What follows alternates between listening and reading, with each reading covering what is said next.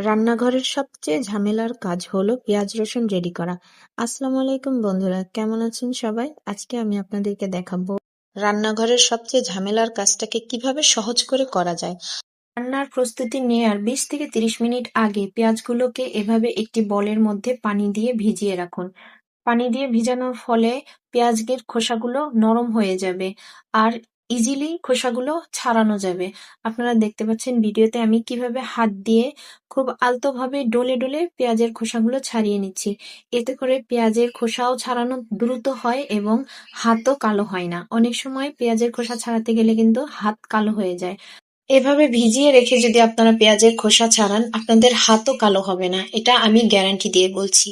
এই টিপসটি যদি আপনাদের ভালো লাগে তো আমার ভিডিওতে একটি লাইক দিতে ভুলবেন না এবং এরকম আরো নতুন নতুন টিপস পেতে আমার চ্যানেলটি সাবস্ক্রাইব করতে ভুলবেন না। ভালো থাকবেন সবাই। আল্লাহ হাফেজ।